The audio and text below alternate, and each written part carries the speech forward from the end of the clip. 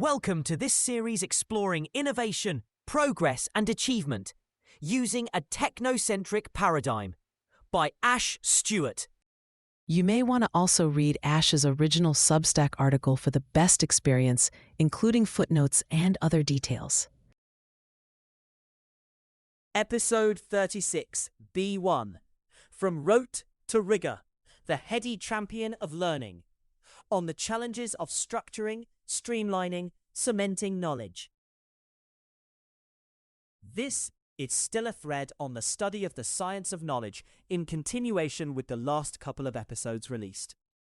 Previously, in episode 33C1 and episode 33C2, we covered two towering titans in this area, both as an extension of the wider Golden Age phenomenon we covered in episode 33, the beacon of knowledge, the original of those spin-offs.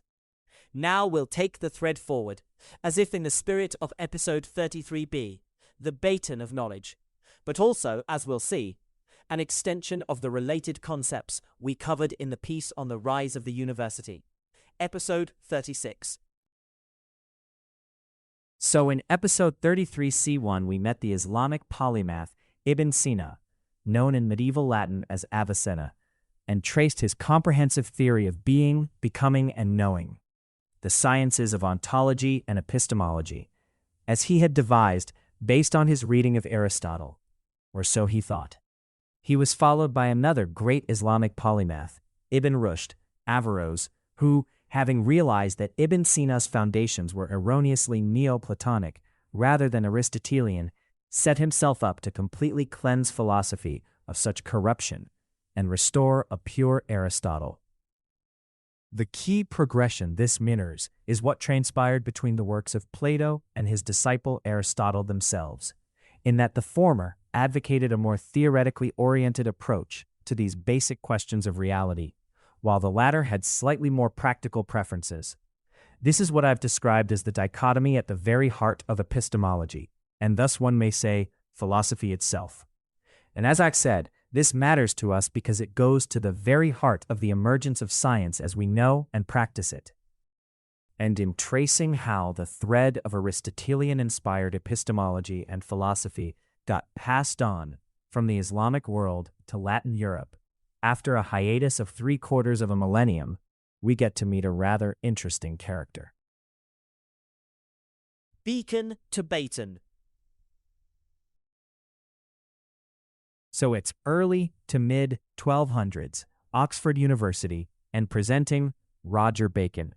In line with our two illustrious predecessors, Bacon also has a long list of proficiencies in his name: chemistry, biology, engineering, natural sciences, astronomy, optics, mathematics, and natural philosophy. Also note that this is not the better-known, much later-lived Francis Bacon. I'll come back on that. Let's get a bit more context about the time he lived in. As we saw in the university episode mentioned, a great amount of the academic spirit was spurred by the influx of the vast body of knowledge that came pouring in from Muslim Spain, outlined in the other earlier episodes mentioned. This knowledge included both Arabic to now Latin translations of ancient Greek originals, especially Aristotle, but also a synthesis of such ancient knowledge, including Indian and Persian, by the Islamic scholars such as the two covered. Thus, things were beginning to heat up in Europe, hitherto having languished in what is generally called the Dark Ages. Baton to bacon. Let's see how our friend took up this baton and ran with it before tying it to the rest of the ongoing. Roger Bacon railed against the prevailing tendencies as he saw in the intellectual circles of his time, an excessive reverence to authority, not just in theological ones, such as the Christian Fathers, which one may expect in a faith-based atmosphere, but also uncritical deference to figures like Aristotle. This was part of a broader reform of the system he took upon himself to advocate. He identified 4 cardinal obstacles to truth, his effendicula: ignorance, custom, vulgar opinion, and concealment of ignorance. As part of this, he pointed out that many of the translations of Aristotle and others were quite inferior to the original, and advocated for a grounding in the original languages, Greek, Hebrew, and Arabic. He set to work on the science of linguistics and translation, including some of the earliest treatises on Greek and Hebrew grammar. And his work on optics cannot go unmentioned, influenced by his Oxford predecessor Grosseteste's Metaphysics of Light. Bacon naturalized this into physical causation, drawing from Arabic traditions like al-Kindi on radiation and Ibn al-Haytham on geometrical optics. Bacon thus consolidated geometry and optical radiation to formulate a model of describing physical reality with practical applications such as potential telescopes. This is but a rather short outline of Roger Bacon's many endeavors across disciplines that need mentioned, if nothing, to give a quick sense of his capabilities and range. But as promised, let's take a closer look into his work as relevant to our thread. Moving the needle. In line with his sentiment against rote memorization and blind deference to authority, Roger Bacon devised what he called scientia experimentalis, which is not quite what we'd expect from our modern vantage point. It didn't exactly feature controlled lab tests with copious notes and observations with single variable change, but it was a step in that direction. Given where things were in the medieval scholastic world, this was a significant methodological advancement. Bacon laid out two prerogatives of experimental science: verification of theoretical claims, discovery of new principles inaccessible from deductive reasoning. He thus argued for the necessity of experiment for certitude, intuitive knowledge beyond doubt, and discovery, uncovering phenomena such as magnetism or chemical reactions simply not deducible using abstract logic. In other words, he sought to move the needle forward from Plato-Aristotle and Avicenna-Averroes.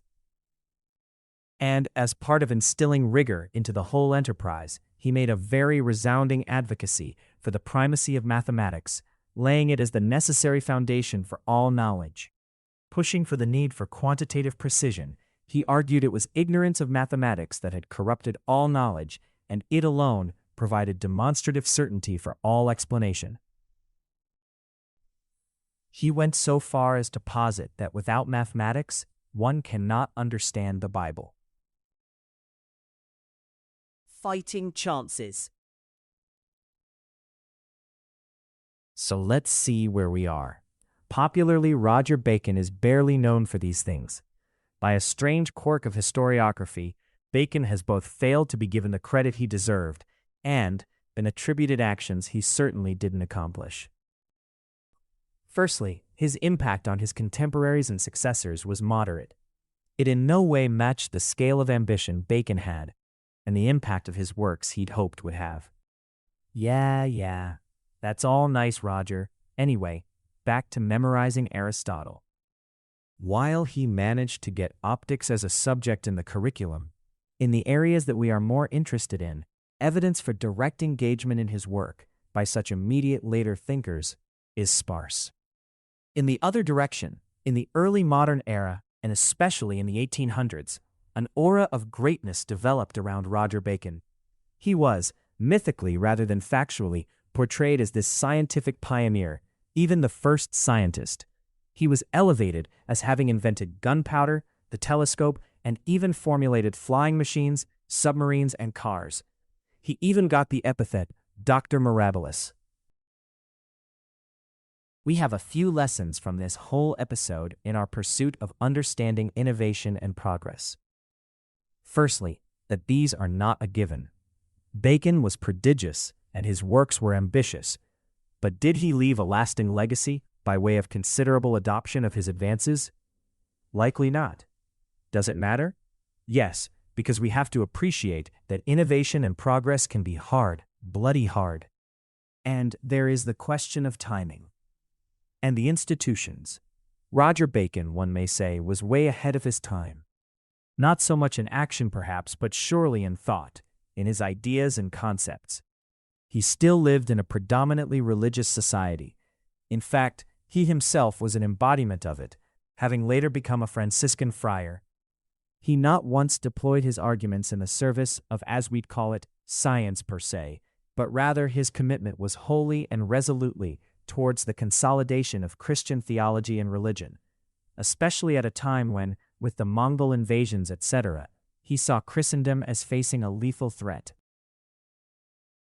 Still, we should pause to celebrate Roger Bacon, for if we only focus on the resounding success stories, we won't learn lessons, and will be condemned to repeat the forgotten failures. Roger Bacon dared to see beyond the secure givens of his time and age. He dared to question dogma and orthodoxy. He made many enemies in the process, and you'd be right to think he didn't die a happy man. But we should be grateful to him and his ilk across the ages, for if we didn't have amidst us men and women of resolute willing to go against the grain, swim against the tide, leave no stone unturned, how far would we have come on the long and winding road of progress and achievement?